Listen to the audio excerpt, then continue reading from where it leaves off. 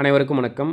இன்னைக்கு நம்ம ரூஃப்ல electrical pipeline நம்ம எப்படி பண்ணியிருக்கோன்றத பத்தி இந்த வீடியோல பார்க்க போறோம். இந்த வீட்டோடைய மொத்த அளவு பார்த்தீங்கன்னா, ஒரு 12 சதுரம் கிட்ட வரும். 2 பெட்ரூம், ஒரு கிச்சன், ஒரு ஹால், ப்ளஸ் ஒரு டைனிங் ஹால், ப்ளஸ் ஒரு போர்டிகோ, இன்னர் ஸ்டேர்கேஸ் ஒண்ணு, ப்ளஸ் வந்து அவுட்டர்ல ஒரு ஸ்டேர்கேஸ் ஒண்ணு நமக்கு வரும். இந்த வீட்டுக்கு நம்ம 3/4 இன்ச் பைப்பும், 1 இன்ச் பைப்பு மட்டும் தான் நம்ம யூஸ் பண்ணியிருக்கோம். எல்லாமே 2 பைப் தான். பெண்டும் பார்த்தீங்கன்னா ஹெவியான பெண்டு தான். முக்கியமா இந்த பெண்டு பைப் வாங்குறதுல கரெக்ட்டா பார்த்து வாங்கணும். பைப் நம்மளுக்கு நல்ல ஃப்ளெக்சிபிளா இருக்கணும். ஒரு பைப் நம்ம ஃபுல்லா வளைச்சாலும் பெண்ட் ஆகணுமே தவிர உடையக்கூடாது. அதேபோல அந்த பெண்டும் பைப்பும் வந்து கரெக்ட்டா வந்து ஃபிக்ஸ் ஆகணும். ஒரு சில பெண்டு பார்த்தீங்கன்னா லூஸா இருக்கும். இல்ல ஒரு சில பெண்டு வந்து டைட்டா ஃபிக்ஸ் ஆகும். ஸோ கரெக்ட்டா ஃபிக்ஸ் ஆகுற மாதிரி பெண்டு பைப் பார்த்து வாங்கணும்.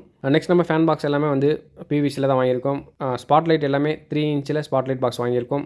அதேபோல் ஸ்பாட் லைட்டும் நம்மளுக்கு 4 இன்ச்சில் கிடைக்கும். 4 இன்ச் பாக்ஸ் நீங்கள் வைக்காதீங்க. ஏன்னா காங்கிரீட்டே பார்த்தீங்கன்னா 5 இன்ச்லேருந்து 5.5 இன்ச் வரைக்கும் தான் நமக்கு போடுவாங்க. ஸோ மேக்ஸிமமே வந்து 6 இன்ச்சு தான் போடுவாங்க.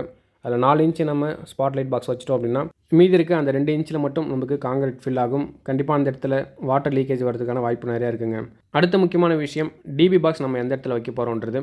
வீட்டோடைய சென்டரில் நம்மளுக்கு டிபி பாக்ஸ் வச்சோம் அப்படின்னா ஒயர் செலவு நம்மளுக்கு ரொம்ப கம்மியாக வரும். இந்த வீட்டில் நம்ம ஹாலில் வச்சுருக்கோம். ஹால் தான் நம்மளுக்கு சென்டர் பாயிண்ட்டு. ஸோ அதனால் ஹாலில் நம்ம இந்த டிபி பாக்ஸ் வச்சுருக்கோம். இங்கேருந்து எல்லா ரூமுக்குமே நம்ம தனித்தனி பைப் லைன் கொடுத்துருப்போம். உதாரணத்துக்கு பெட்ரூமுக்கு 2 பைப் கொடுத்துருப்போம். ஒன்று வந்து ஏசிக்கான பவர் லைனும், இன்னொன்று பார்த்தீங்கன்னா அந்த ரூமுக்கான பவர் லைனுக்கும் நம்ம கொடுத்துருக்கோம்.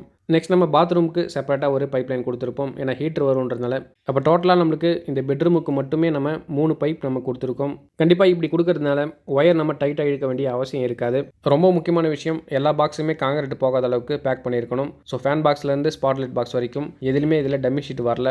அதனால் எல்லாத்துலேயுமே நம்ம ப்ரௌன் டேப் போட்டு பேக் பண்ணியிருப்போம். அதே போல் எல்லா பைப் லைனும் சொல்யூஷன் போட்டு பக்காவாக நம்ம ஒட்டியிருப்போம். என்ன தான் நம்ம சொல்யூஷன் போட்டு பக்காவாக பைப் லைனை நம்ம ஒட்டினாலும் பைப்பை நம்ம நெருக்க கட்டியிருக்கணும். முக்கியமான விஷயம், பிவிசி ஃபேன் பாக்ஸ் நம்ம யூஸ் பண்ணும்போது பைப்பை நம்ம டைட்டாக கட்டியிருக்கணும். இல்லைனா பைப் வந்து பிடுங்கிடும்.